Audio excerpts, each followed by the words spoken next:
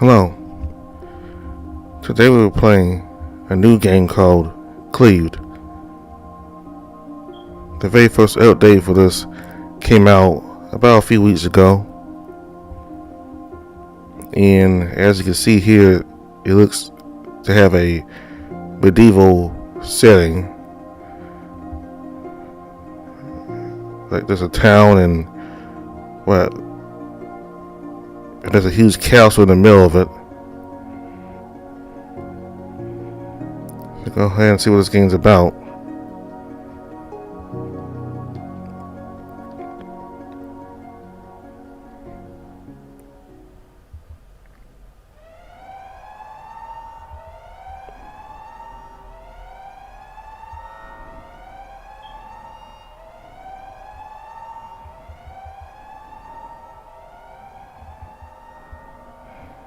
Unfortunately, I'm waking from sleep as I hear the alarm ringing off.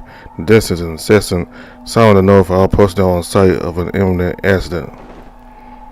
I fall off the bed, scrambling to grab some clothing and quickly slip on, clothing myself with certain trousers and getting my glasses from my bedside cabinet. I quickly slip on my canvas shoes, finally running to the door and grabbing my lab coat as I step outside my cramped room. My university may have been large, it was not generous with student housing. Thankfully, it didn't take me long to run past the security doors and front students and personnel who were trying to escape the premises or direct the flow of traffic out of the building. Most students took the instructions easily. Unfortunately for me, I'm not most students. My fellow students can only imagine what kind of scientific mishap has set off alarms of our prestigious university, and I'm more inclined to prove my theories right. The students of Rockford Hills are handpicked by the dean of the university, and they seek gifted individuals and cultivate projects with the greatest potential. I'm fortunate enough to count myself amongst these students, and even more fortunate that my chosen field of research is one that has received a lot of praise from both my colleagues and my professors. I was happy to have my colleagues be so interested in the success of my project. However, it quickly turned into a necessity rather than a passion. Over the years, my work became less about furthering my own ideas and more about others deciding the direction of my research. What started as a noble intent to help humanity quickly turned into a set of deadlines that I need to meet in order to please corporate backers. As miserable as I have been, falling more and more into this pit that they create with this constant need to tick the checklist, I was happy to know that it was nearly done. This knowledge made the current situation all the more infuriating, as the second I thought I was finally onto something, my work was literally about to blow in my face. I finished my long run from the east side of the student housing and finally make it to the physics center. Here on the open foyer, I saw nothing but scattered papers and flipped over office equipment. The building had been completely evacuated. Come on, I have to make it. I saw myself as I make it to the elevator door, slamming my fist into the panel to call the lift down to my level. I entered the code for set level 3. Shit. As redundant as that word is all I can say as I'm faced with the sight before me.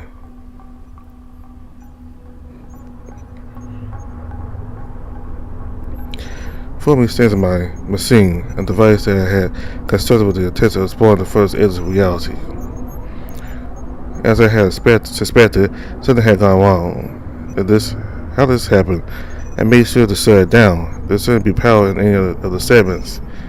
I can only watch in horror as I see loose objects begin to be yanked into the air and get consumed by the ever-growing expanse of a wormhole. Okay, shit. Gotta find an emergency shutdown switch. It's the only thing that could override what was happening. My thoughts are immediately interrupted as I see some in the ceiling fall down and be pulled into the portal. Shit, it's getting stronger. My careful plan is replaced by frantic movements as I try to deactivate my machine. The longer I take, the worse it'll get. Also to the main console, unlock the generator room. Putting myself inside, I did a set down the machine's primary power supply. Who turned on the zero power? The machine had emergency backup power in the event of a blackout. This was so it could draw the necessary power during the test, though it's always left off when it's not being used. However, I'm left with this sinking feeling of dread as I see that the emergency power had been turned on. I burst into a sprint to the circuit breaker, gripping the handle. I went to sit down to shut down the machine. Nothing happened. The machine was still sparking, creating alert after alert.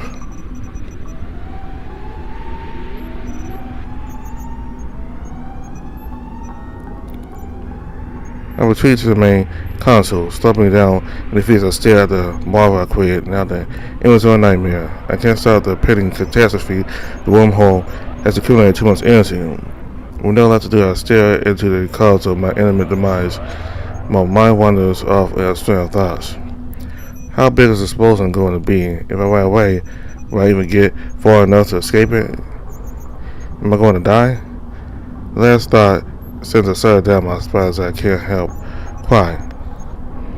Through blurry vision, I look around the room, thinking back to all the memories I've made with my colleagues. Thinking back to how Wally would tell me his ideas of how to design global telecommunications that would not rely on satellites. I remember how Caitlin would show me her progress on genetically engineered bacteria to aid brain development and control mutation. She said it was her attempt at curing diseases.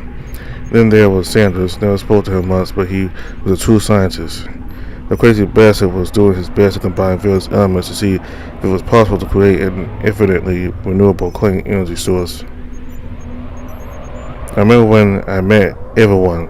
It was a big series of hellos and handshakes except for Sanders. His first words to me were, "I understand that we'll be working in Lab 16 together. My work is very dangerous.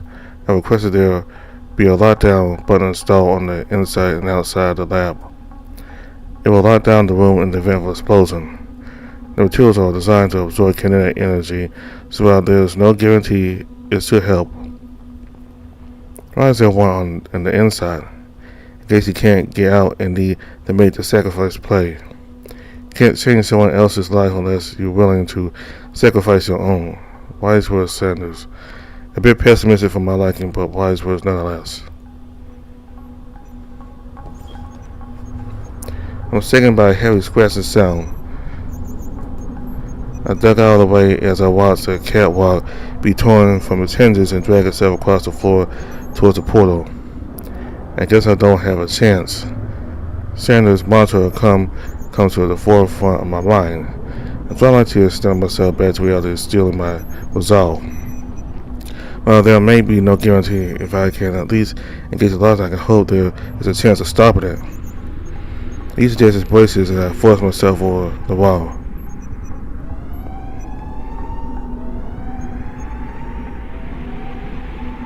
I make one final push and slam my fist on the lockdown button, watch the metallic shutters drop across the doorways, windows, and walls, effectively sealing me in.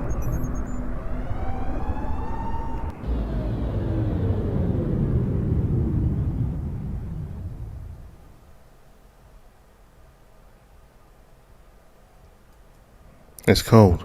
Wait, it's cold. Why is it? How? So by starting off the reactor's power system early, you get involved to try to stop it, and you set off a new chain of it, even. Hey, wait a second. Are you awake? Well, I was not expecting that. Wow, okay. Listen, I don't mean to interrupt, whatever this is, but I need you to do something for me. Before you doze off, I need you to remember your name. What was it again? Brian. So that's what your name is. It's been so long since I honestly couldn't remember. Regardless, I don't really care for much else, or nor do I know what's about to happen to you. However, this should be interesting to watch. So don't die too quickly. Open my eyes and take a look at the strange place I had found myself in. I'm still not entirely sure what happened. I engaged the lockdown time, then the reactor exploded outside a bright light. I could feel the throbbing in my head as I struggled to remember what my now conscious brain could recall. Damn it, what the hell happened? They're supposed to have killed me, but I'm here. Wherever the hell here is. It felt pointless to think of it. I looked down my body. My tattered clothes revealed not the slightest hint as to why I was still alive. And then I felt it. My breathing hinges. The sensation of cold grasping my body combined with my own anxiety. I couldn't think. I was hyperventilating. The numbing cold was unbearable. It felt like death. Come on, keep it together, damn it. I could only imagine there was a nightmare of potentially the illusion of my fracturing psyche. All I can think to do is repeat the bits of information I knew to keep it together in a strange place. I put the tattered remnants of my lab coat together, trying to find some kind of warmth as I feel reality return to normal speed again. I can't fight off the cold dread any longer, and I lose consciousness.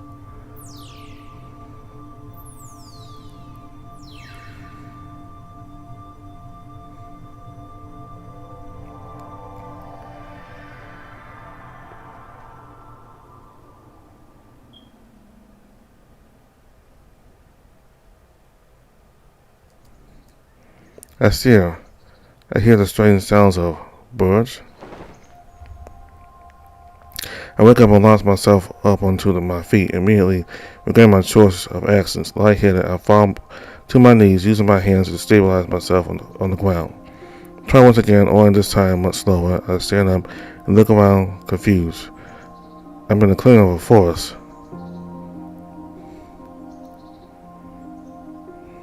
Seeing the sun in the sky, shining through the gap in the canopy above me was comforting. The nightmare of being trapped in that cold place, which had felt so real, now felt like an illusion. Hell, that cold place, was any of that real? And if so, why can't I remember why I'm in these woods?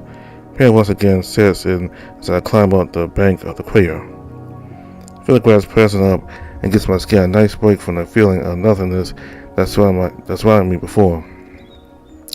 The air is cold, it's not unbearable, but given the current state of my clothes, they don't do much to keep me warm.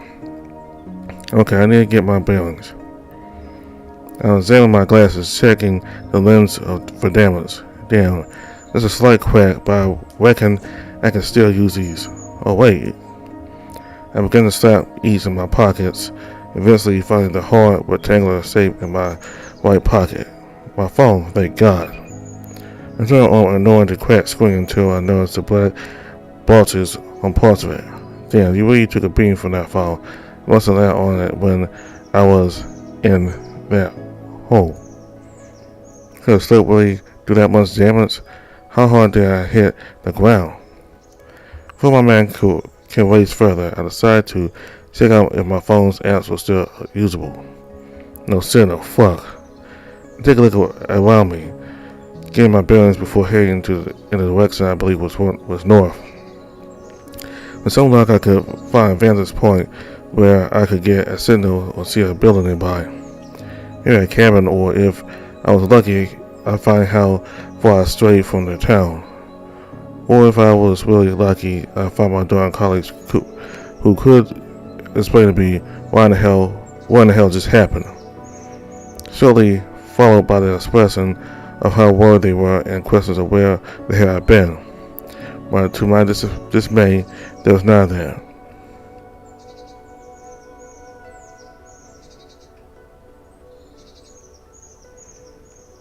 I wonder what's going on here. My panic voice does nothing to hide my timidness as I sink back against a tree, fighting to catch my breath. Okay, calm down. I look down on the town in front of me. There's no way I'm chancing staying out in the woods for a night in this place, wherever that may be. To avoid falling over, I'll carefully make my way down the hill.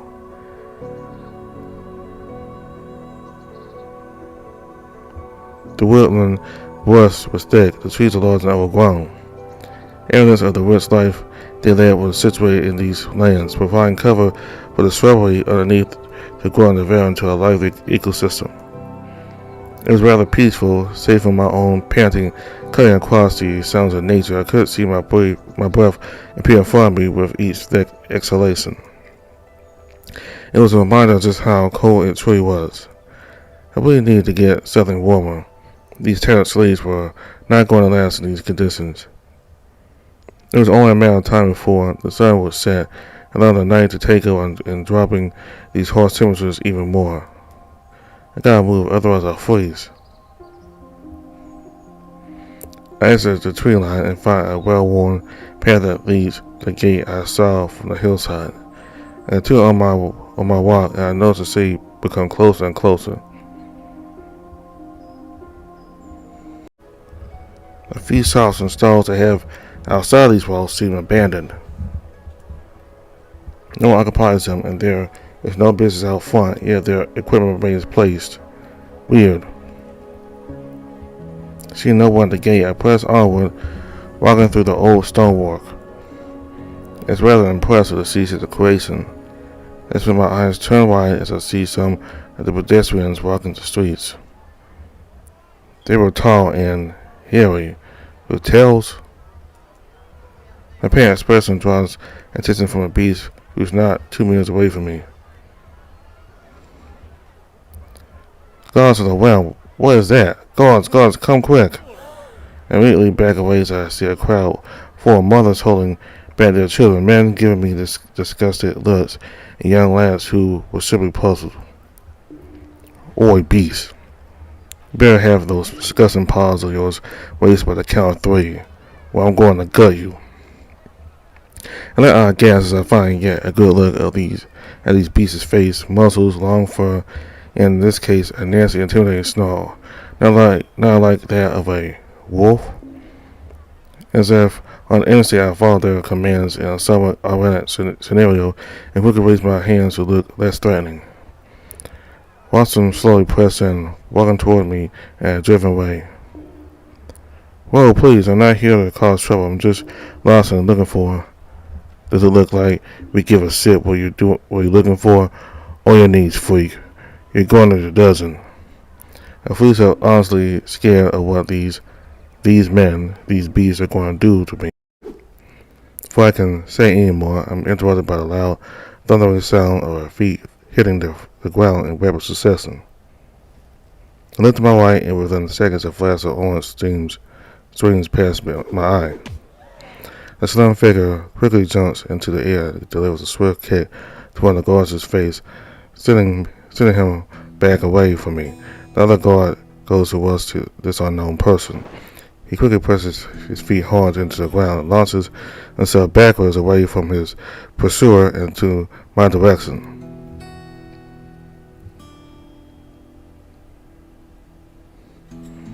That's when I see that his feet were no ordinary human, but instead a set of paws, different from the men who tried to arrest me, and they're smaller and a different color. I take this opportunity to look up his slender frame. His long legs lead up to a muscular but heavily protected torso, a free flowing tail that sits at his behind, and to top it off, a face that I could barely even get a glimpse of.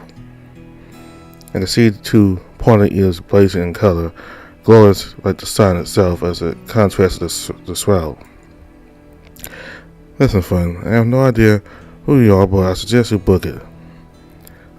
He spoke quickly, perfectly intelligible, with a sense of urgency that let me know I was in true danger if I stayed here any longer. Before I can even think about making a break for it, his arm falls down to his side and grabs something off his belt. He releases it to the sky and throws it to the ground with considerable force.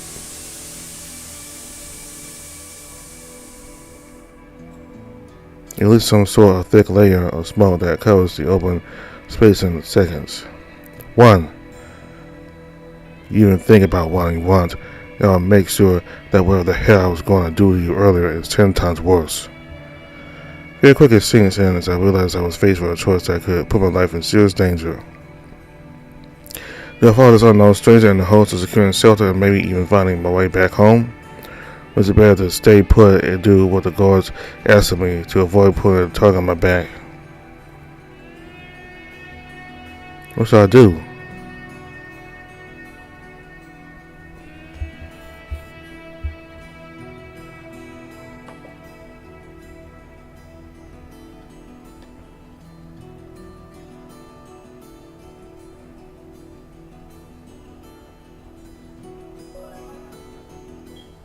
Acting on sheer impulse, I decided to follow the stranger.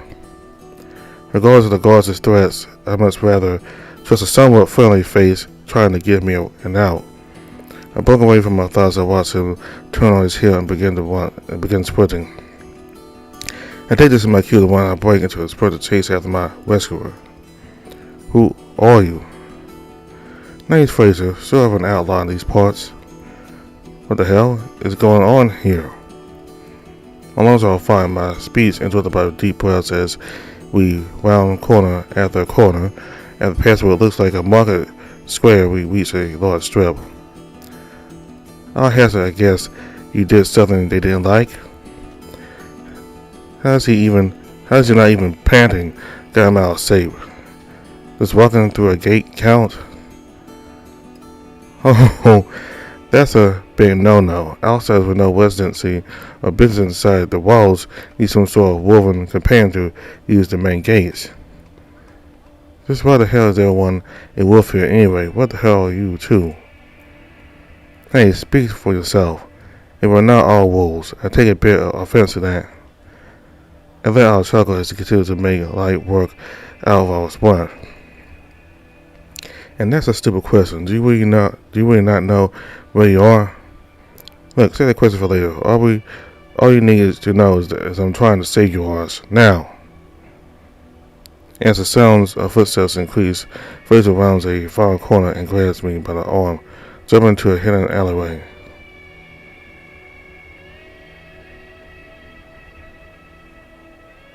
With quite a bit of ease, he pulls me into his lap.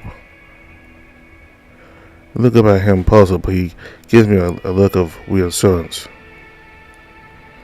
Just both to break my fall and to simultaneously cover my mouth. We sit like that for a good 5 minutes as the sounds of footsteps pass us by and slowly begin to fade away, being replaced with the humble sounds of an active market. Birds chirping, sounds of sweeping, the day-to-day takes a stock being sifted around in strings for the classic sounds of coins being passed from buyer to seller. Well, I'm ready to move if you are. I know I'm comfy, but we can't afford to sit here all day. Watch him, he's looking up at the sky. It's gotta be night soon anyway. Yeah, we can move. Wait, not already? How can you tell? It's a winter season, lad. Temperature drops quicker, and then by extension, so does the sun. I give it an hour, 2 at the most. Huh? That's actually pretty impressive. I feel so lost right now. What even are you? Not to be rude, and I know I'm probably going to ask you a dozen times more, but I've never seen something like you, like ever. Well, I'm human. He slowly gets up and begins stretching. He pauses a squat in front of me to properly stretch his legs before standing back up and doing the same with his arms and torso. Human. Can't say I've ever heard of it. You got a name? My face drops, thinking he might actually know something about me. I sigh and answer him. My name is Brian. Brian, huh? It's a pleasure to meet you. Let's get back to business. He just prick up and I immediately lift my head. I have some friends outside of town, good buddies of mine, who are in a tavern in a more open area that isn't infested with guards. Grandma's a scholar. He did a lot of traveling before he ended up here. Ransacky is here. You must be doing that a bag of rocks, huh? He gives my frustrated stare. He simply snickers and stares back at me with a muted smirk before laying outside. It honestly depends on who you ask. Ask the wolves, and they'll tell you you're in the proud kingdom of Oxhammer. Bastard invaders thought if you ask any self-respecting person, they'll tell you that we are in the gracious land of Caledonia. It seems like a sort of subject for him to talk about, so I decided not to put some details on the matter. Okay, so what's the plan? If we're moving, where are we going? Well, we need to get out of the city's walls. The way they see it, a possible spy and an outlaw of significance, either elite guards or slip, and are currently running rampant. He lets out a frustrated sigh and walks over to the entrance and the alleyway, tucking his head back in after seeing me on guards patrolling the streets. Okay, if we step out and watch the streets, when it's good as dead, doesn't help you're a dead giveaway with those weird pieces of tire. What do you mean weird? You've never seen a shirt before?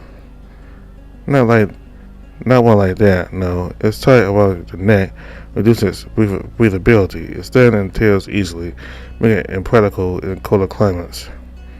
Not to mention it looks downright terrible. It's downright horrible. That color looks terrible on you. What, you jerk? Being slightly offended, I'm ready to go off on the fox before he shoves me. So, dumbass, are you trying to get us caught?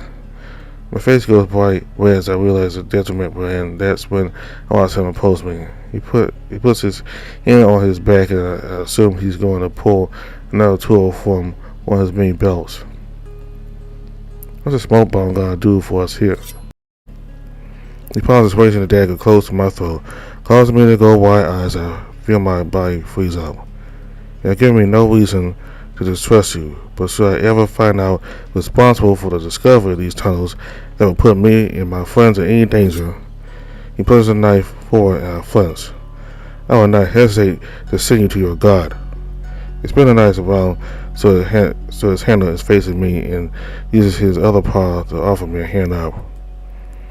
I apologize for scaring you, but well, I had to make sure you were taking me seriously. I take his paw.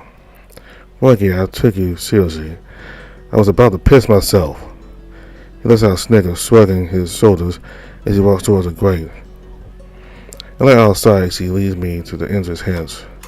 He plunges his knife into a gap and lifts it, pulling the grate from his hole and pushes it to the side. Watching as the fox somehow manages to lift the heavy metal grate with ease.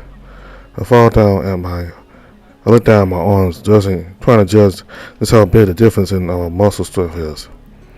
My eyes begin to wander as I look up at his body, only discovering that his arms were the only large thing there.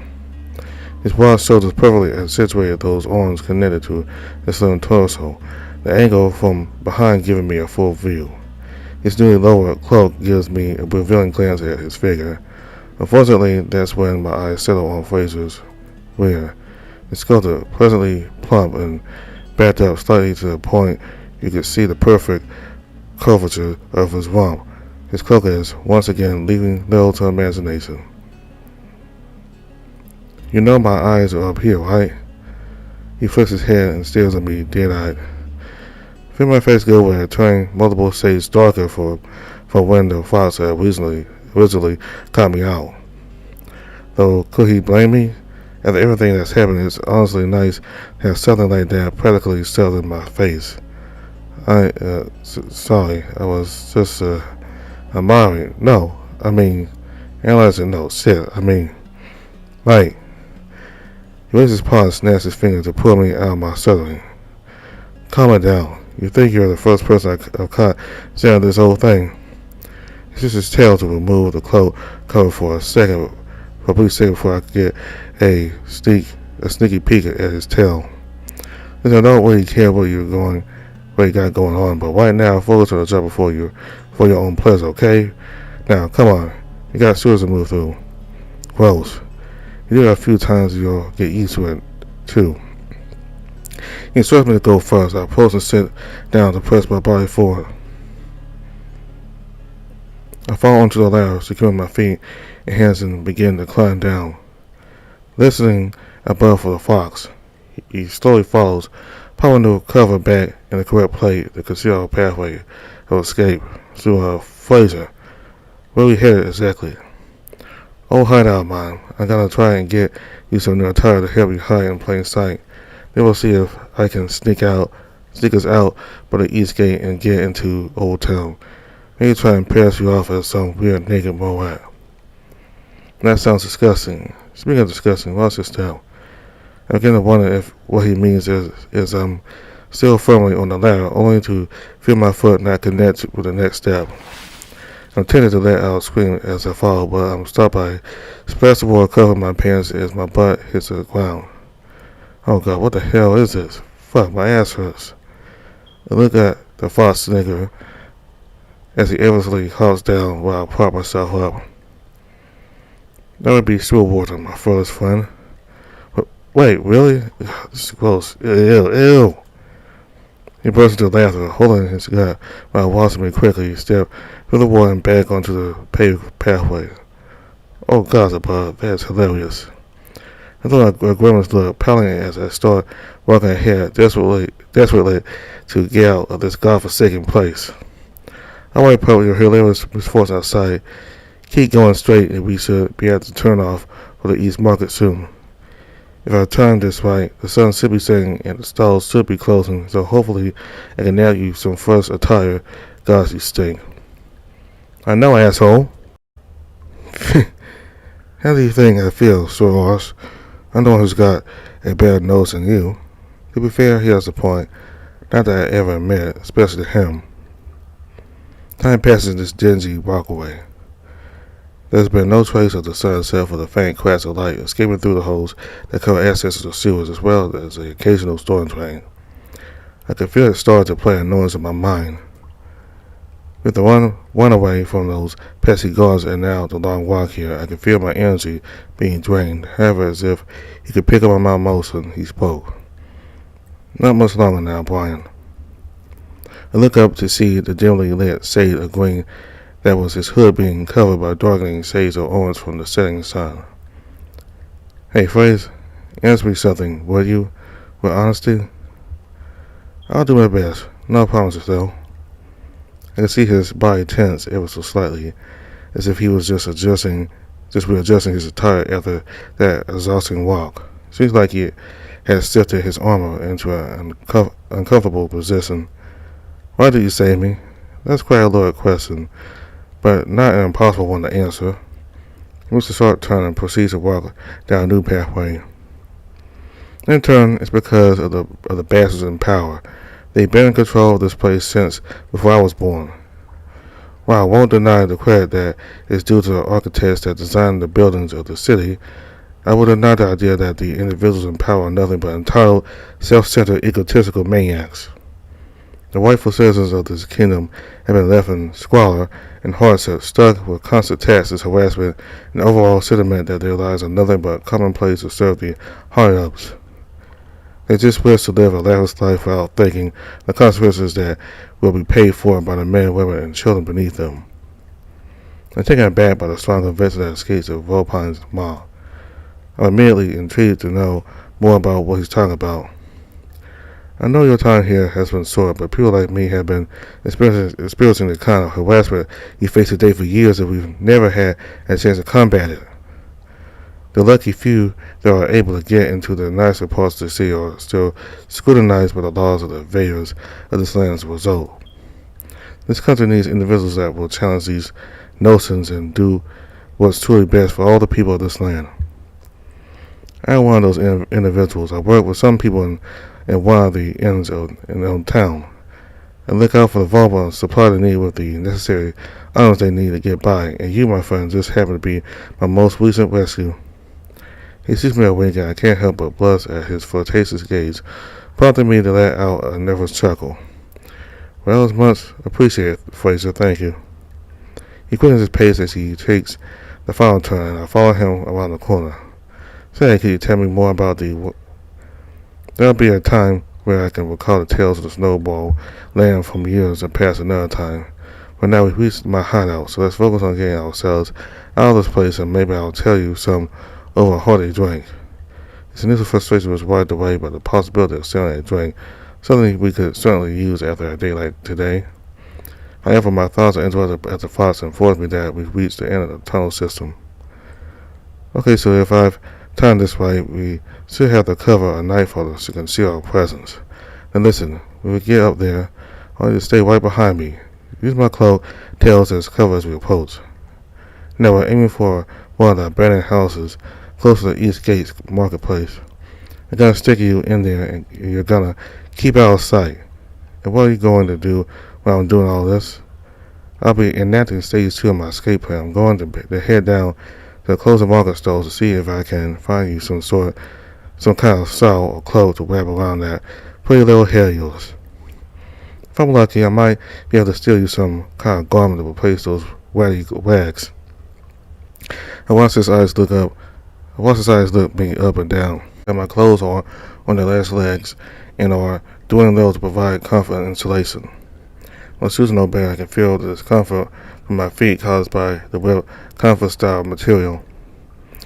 Yeah, I'm kinda in need of some, but don't go about pilfering every store in the lot. There must be some good people in there somewhere who aren't willing to make an honest living. I wouldn't want to take all of that away from them just by being needy. The fox seems generally taken aback with my answer, as if my choice in his actions was the complete opposite of what he expected of me to say. Nevertheless, he did seem amused by my take, but didn't want to let it so.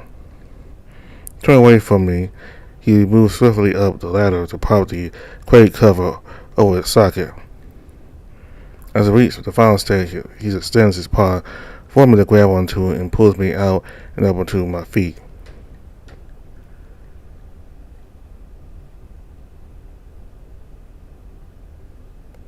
The surrounding area we found ourselves in appeared to be some kind of rundown park covered in overgrown shrubbery and decaying trees. Now some would see this lack of care as disrespectful. I couldn't be happier. The night sky combined with thick plants acted as the perfect cover to slip past any guards on patrol, as well as any nearby civilians that happened to be on a nighttime wander. And that's why we use the tunnel systems.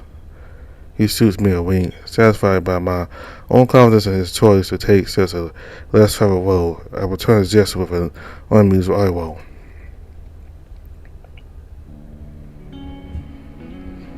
He pushed on through the gardens and finally made it to the abandoned house that Fraser had initially set out for. We sneak around into the back where a broken window lay in wait. The fox presses his back into the wall, bringing his paws forward and turning them into a cup shape, making a makeshift foothold for me to use. The cricket moved forward and pressed my feet into his paws as he launches me skyward. With my outstretched arms, I grab the base of the windowsill and hold myself up, propping myself upon my elbows. I was high enough to launch my body through and do an impromptu somersault into the room, but landed awkwardly and hurt my backside in the process. Ow! I don't think you have much of a talent for athletics, mate. Screw you. On my back to try and ease the tension and catch a glimpse of Fraser's smart face looking down at me. Yeah, you wish you could. Now remember to keep low. Keep quiet and keep away from the window. I'll be as fast as I can. He sees me wink before pulling his hood above his head, turning on his heel and sprinting off in the opposite direction. Damn, he's fast. Must have been going slow for my sake earlier. Now faced with a moment of rest, I fall over, fully embracing the uncomfortable, sturdy floor. Press my back up against the wall similarly to how the fires had held me earlier. I'm finally alone. Now faced with the realization I had nothing to distract me from this nightmare, I let out a loud exhale. The constant accident and danger had kept me from thinking about anything else. I looked down my arm, the tattered sleeves of my lab coat, doing nothing to provide much warmth or comfort.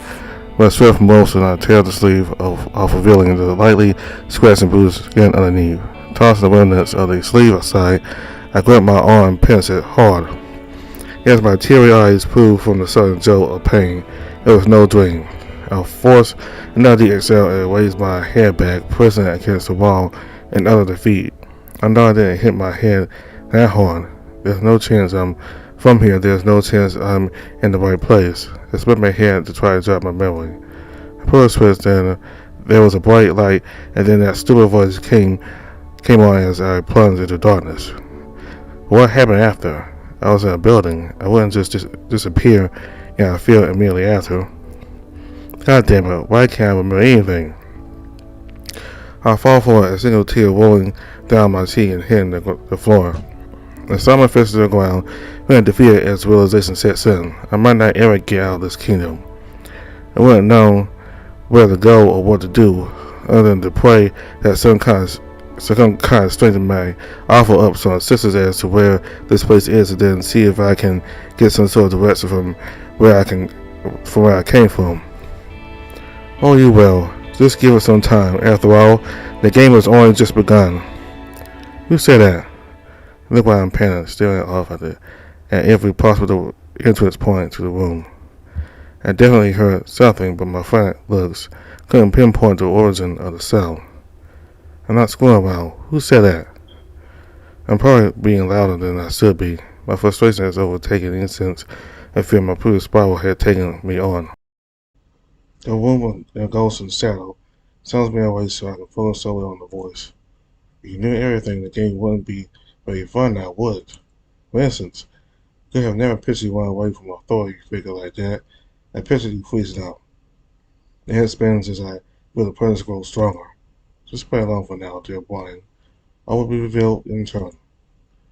I fall to the floor, a thud, ready to throw up as the pressure becomes unbearable.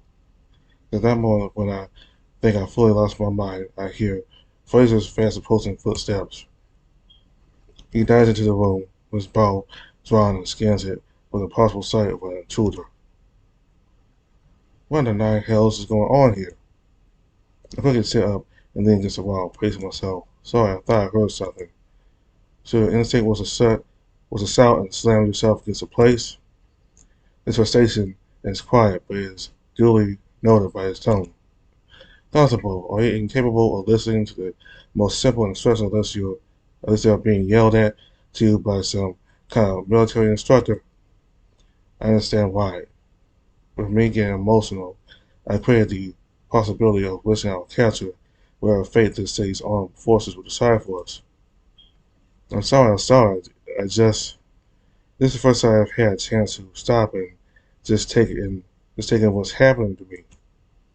I'm hearing these voices and seeing these things, and I think I'm going insane. I hit my head in absolute shame as I truly feel like a broken man, another tear staining my cheek. I'm not even able to trust myself. I'm repeatedly laying down the man who was trying to save my life. I'm about ready to tell him to just leave me so I'm not a liability to him, but that's when the fox walks up to me and gives me a hug. Look, I get it. You've been in this city for less than a day. So far you've been chased by the Royal Guard, then forced to assured by a stranger who requested that you put your trust in him with little to no explanation of what's going on. You know, I can only apologize so much for my last point, but the fact of the matter is, you wound up in some serious hot water. Right now, you need to focus on getting out of it. You're stressed, you're angry, rightfully so, you're scared. But these are all things we can address later when we're out of here and safe from the bastards trying to catch us, okay? I can feel myself calm down in his embrace, taking a series of deep breaths as I process everything. He's right, I need to focus on the here and now before I start pondering the future. But thank you, Fraser, I needed that. I could tell, though I wasn't actually trying to hug you.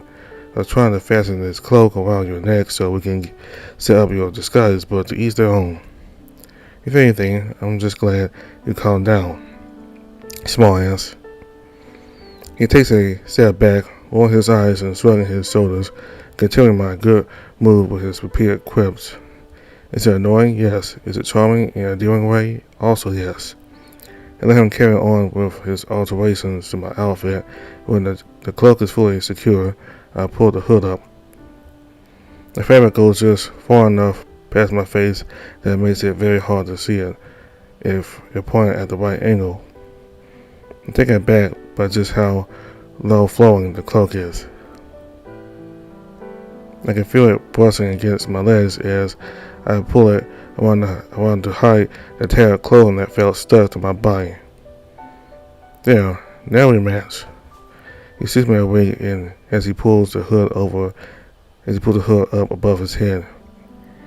That size is huge. I may have had the silvery one from a stall that specializes in making clothes for the bears, but that's not really important right now. You remember the plan? Keep my hood up and my head low. Then we take the back streets as far as they'll take us before we get to the east side. I keep quiet. You do all the talking. Then we slip past the checkpoint and meet up at the rendezvous point. Good boy. I'm actually impressed you got all that. He shoots me a wink and I blush. No, we don't really have time to mess around. I break out of my bashfulness and continue. We probably shouldn't screw around any longer than we need to. Are you ready to move? Let's get you out of here. With that confirmation, we move our plan into action.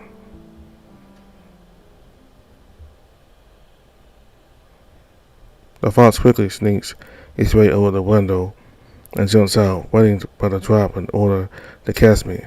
I clumsily fall out and nearly land onto my arse, if it weren't for his quick reflexes. With the cover of darkness on our side, we make our way through the different districts. The numerous beacons and torches we pass as if to provide us a path to follow to the eastern side. Repeatedly, does the numerous guards patrolling the streets by taking alternative pathways. If they were crossing over a bridge, we went underneath and climbed back up. If they were walking the main street, we take the balcony pathways that seamlessly connected what I presume to be restaurants and pubs. They'd probably be a nice place to grab something to drink and take a seat to enjoy if I wasn't criminal. We finished our walk through the restaurant district and the checkpoint was in sight. We lock eyes and I take the hint to do a dive by the nearby garden to hide behind the shrubberies. They will discuss our plan of attack. Okay, if we move at the right time. As he says this, a large cart strolls past carrying what looks like barrels and other wooden storage devices. Oh, perfect. That car is going to go through the eastern gate to resupply at the production district in East Old Town. We can't hide in the cart because they'll want to inspect it, so we're going to follow it through. We'll keep low, fall in tandem with the wheels, and when it gets out to the checkpoint, we run as fast as we can. Whatever happens, we don't stop. Understood? Understood. He stares at me deeply, truly relying on my commitment this time to ensure we get the best outcome possible. I won't let you down. I can't hold you to that. It's just me a wink, and I watch as his ear twitches. The cart rolls past us, as in another demonstration of Fox's acrobatic ability, he grabs me and flings us both over the bush, landing on our feet, and slowly presses us in line with the cart. He stands at the back while I keep close to the wheel at the front. He doesn't say anything, but I can tell he was doing this to get me through first. While I worry about this plan, I push my fear to the side and admit that I will keep strong to get the job done. Halt. I freeze, unaware of just how close we had gotten to the gate in my moment of heavy pondering. Any need for the search? I'm on schedule here. Silence, peasant. By order of the Royal Council, the outer gates are to remain under close guard. We will only allow travel after deep inspection of every passerby attempting to use them. Stand aside, face your judgment. I watch as his hand tightly grips a now drawn sword, reflecting the moonlight in its cold steel gaze. I can only hear the car driver move slowly off the vehicle and stand over to the side. That's when we decide to make a break for it until we hear a dreaded close the gate. We've been spotted by a passing patrolman throwing a large winch into our plan. React quickly as I hear a whirling sound, watching a wooden gate slowly descend from the roofing of the gate. We sprint after, hearing the sounds of Fraser's footsteps behind me. As we're about to make it through the gate, I hear the sound of fabric going taut. I know the fox had instructed me not to look back, but I couldn't help myself, and what I saw had me scared. A charismatic, flirtatious, smart-ass fox who had repeatedly shown good control over his emotions could do nothing but display fear in his eyes as the edge of his cloak had been caught. He's been pulled back roughly by the fierce strength of the guard watching over the gate. I shut my eyes, panicking about what to do, and that's when I hear that mysterious voice again. Are you really willing to let him die like this? Ha, you're such a coward. As quick as it appeared, it had disappeared. I was left with my eyes watching slow motion as to what was about to happen. I felt a sheer amount of adrenaline pumping through every part of my body. It was fight or flight. I chose to fight. No! In a quick motion, I grabbed the Vulpine by the chest, put him with enough force to catch the wolf off guard and have the cloak slip from his grasp. I flung the fox downward, watching him do a makeshift roll to beat the speed of the closing gate. It had shut. The fox standing in the pathway to freedom looked back at me from the gaps of the great door. Get him quickly. Fuck. You fucking idiot. What the hell did you do that? Why the hell did you do that? I specifically told you to run and not look back. You don't even know me. Yet you're doing all this, sacrificing so much just to help me. Well, I appreciate it. I'm not gonna let you be the only one sacrificing so much. Now run. He hesitates. I know if he doesn't act quickly, there will be more guards swarming the other end of the tunnel waiting to arrest him. So I snap at him. Are you incapable of listening to the most simplest instructions unless they're being yelled at to like some kind of military instructor? Now what? I'm tackled to the ground by one of the guardsmen. I feel a strong punch connect with the back of my head, causing me to hit the ground. I'll come back for you, Brian. I won't forget this. As I feel my vision start to blur, I watch as he makes out the gateway and off into the night. A smile on my face as my courage is rewarded. I can watch my friend get away safely as all fades to black. Whereby I go to limp and succumb to the grasp of the soldiers, and I can sense being hoisted over a shoulder and begin to be carried away.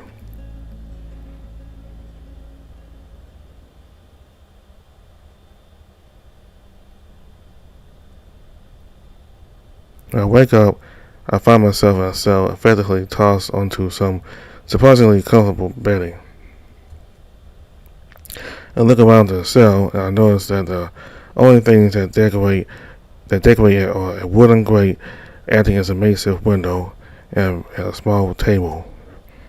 Thinking quickly, I slide the table over to a window and climb up to get a better view out to the city. Light was being reflected inside the cell from some outside source, but it made it possible to see the lit streets of the city. It was still night, presumably the early hours of the morning. Does this look familiar? My eyes widen as I hear the voice again. Come on, you don't remember having fun building something like this? I built something? Get down from there. I dropped down as instructed and looked back at a portly wolf strolling past my cell. At a glance, he shoots daggers at me as I return to my previous spot before muttering something under his breath I couldn't make out. I was left alone once again. With nothing else to do, I leaned back against the wall, hoping that if nothing else, Fraser made it out okay.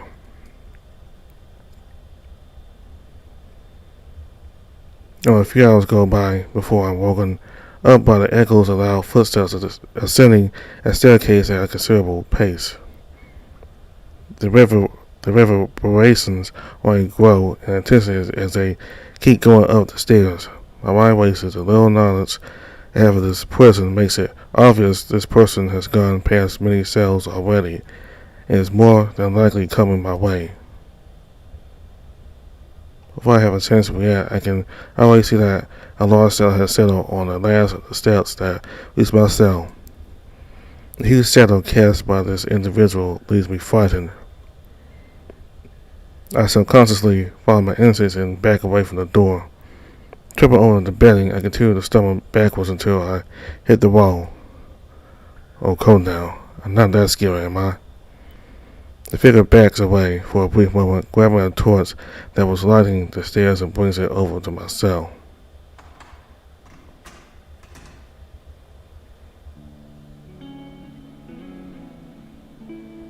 To be fair, the lighting on this level doesn't always make it obvious who's approaching.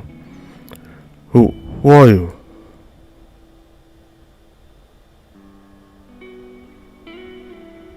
My name is Calder. You must be the interesting fellow my guards captured.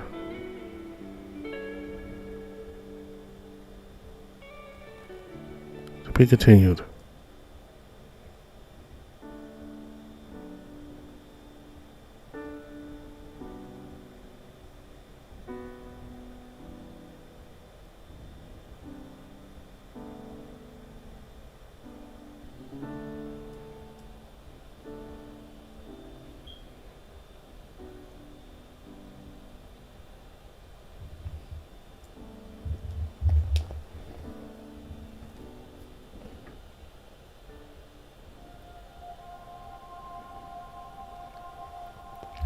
So that was the first bell for Cleaved. So the MC is a scientist who built a machine that can go to different realities. At least that's what I think it does. And apparently his machine is that the purpose of his machine to go to different realities. Apparently the machine worked. So the MC is a human, and this is a world inhabited by beastmen. I don't think this is Earth anymore, but rather it's a different planet, because as he was being taken from his world to this world, we could see the planets and the stars. It looked like he was in space, so this might be a different planet or a different reality that we're in.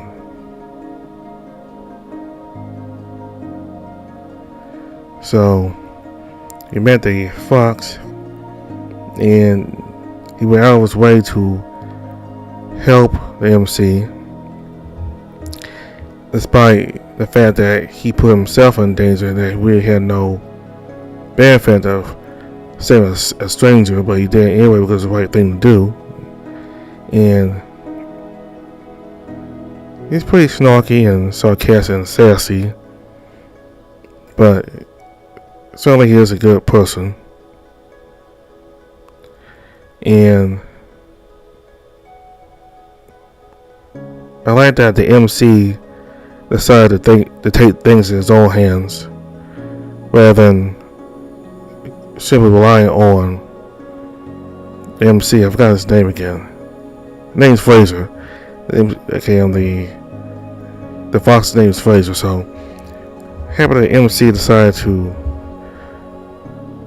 take control of the situation rather than just relying on the furry Calder that he's with, because that's how a lot of VNs are. Like, the human is kind of useless and don't take charge or try to solve anything. They just rely heavily on the furry person they're with, or the beastman they're with, or the love interest. But I like that in this game the human MC takes action and tries to protect the person who is protecting him. So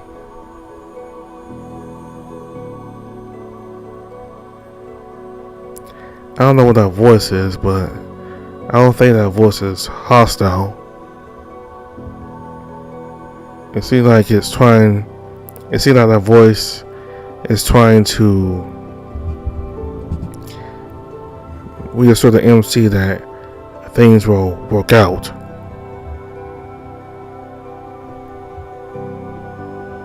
That's my opinion. It could be bad, but it doesn't seem so far like it's hostile, that it's trying to reassure the MC that things will be better and that he'll be able to find his path in the situation he's in. So earlier in the game, there's a choice in which we either decide to resist arrest from the guards and go with Fraser, or we stay and get arrested. So we picked to evade arrest and go with Fraser. So next time I play Cleaved, we're going to make the other choice, which would be to stay and get arrested. Because if we do, we meet somebody completely different. So, in the next video, I will pick that option. So all the information for the game is in the description box below. I really like this game and how it's going. I wonder what's going to happen next. Oh yeah, and one more thing, the person at the very end, the guard, he seems really friendly, and it's in his hand for the MC to get up apparently. Kind of strange that he's being friendly to the MC when his guards arrested him. But again, maybe his guards are rogues. But again, I don't know, but it's kind of strange why he's being friendly to the MC. He may not be bad, so when the next update comes out, we'll figure out more about him. So, all the information for the game is in the description box below. Thanks very much for watching. Bye.